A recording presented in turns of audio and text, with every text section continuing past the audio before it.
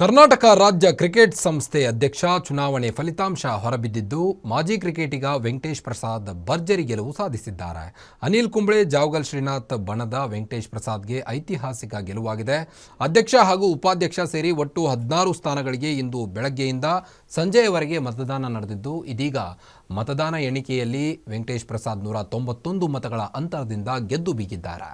ಇದರೊಂದಿಗೆ ವೆಂಕಟೇಶ್ ಪ್ರಸಾದ್ 12 ವರ್ಷಗಳ ಬಳಿಕ ಮತ್ತೆ ಅಧ್ಯಕ್ಷರಾಗಿ ಕೆಎಸ್ಸಿಎಗೆ ವಾಪಸ್ಸಾಗಿದ್ದಾರೆ. ಇನ್ನು ವೆಂಕಟೇಶ್ ಪ್ರಸಾದ್ ಟೀಮ್ನಿಂದ ಉಪಾಧ್ಯಕ್ಷರಾಗಿ ಸುಜಿತ್ ಸೋಮಸುಂದರ್, ಖಜಾಂಚಿಯಾಗಿ ಮಧುಕರ್ ಆಯ್ಕೆಯಾಗಿದ್ದಾರೆ. ಇನ್ನು ಕೆಎಸ್ಸಿಎ ಪ್ರಧಾನ ಕಾರ್ಯದರ್ಶಿಯಾಗಿ ಸಂತೋಷ್ ಮೆನನ್ ಗೆಲುವು ಸಾಧಿಸಿದ್ದಾರೆ. ಈ ಬಾರಿ ಒಟ್ಟು 1315 ಮತಗಳ ಚಲಾವಣೆಯಾಗಿದೆ.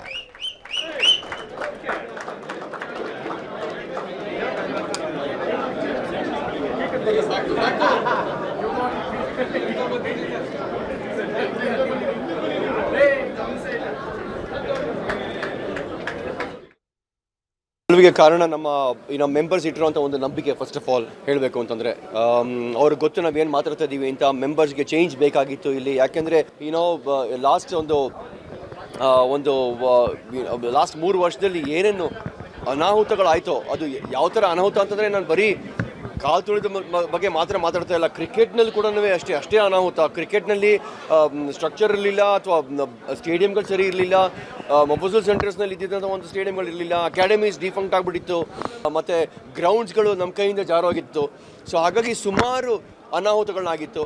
ಸೊ ಇವೆಲ್ಲ ಗೊತ್ತಾದ ಮೇಲೆ ನಮ್ಮ ಮೆಂಬರ್ಸ್ ಅವರು ಎಚ್ಚೆತ್ತು ನಮ್ಮ ಮೇಲೆ ಒಂದು ಭರವಸೆ ತೋರಿಸಿದ್ದಾರೆ ಅಂತಂದರೆ ನಿಜವಾಗ್ಲೂ ಮೆಚ್ಕೊಳ್ಬೇಕಾಗತ್ತೆ. ಸೊ ಈ ವಿಕ್ಟ್ರಿ, ಈ ಜಯ ಏನಿದೆಯೋ ಎಲೆಕ್ಷನ್ಸ್ನಲ್ಲಿ, ಇದು ಕ್ರಿಕೆಟ್ಗೋಸ್ಕರನೇ ಆಗಿರೋವಂಥ ಒಂದು ಜಯ ಅಂತ ಹೇಳಕ್ಕೆ ಇಷ್ಟಪಡ್ತೀನಿ ನಾನು.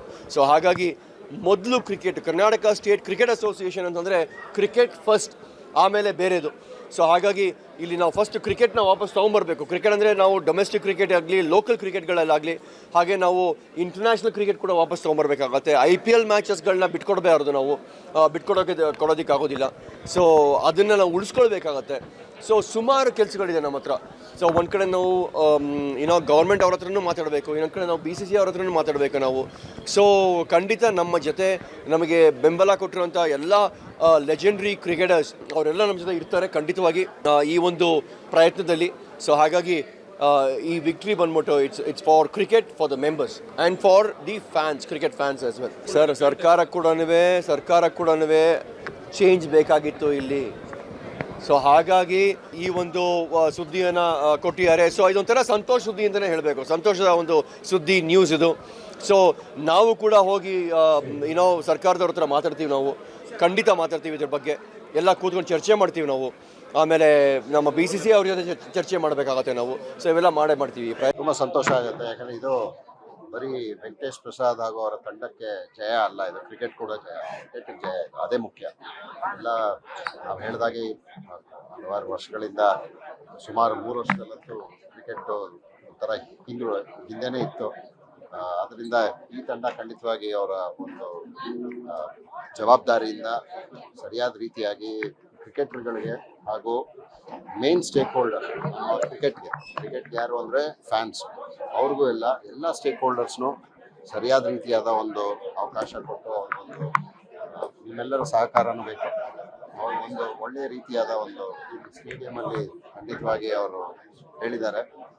ಅದಕ್ಕೂ ಸ್ವಲ್ಪ ಸಮಯ ಬೇಕಾಗುತ್ತೆ.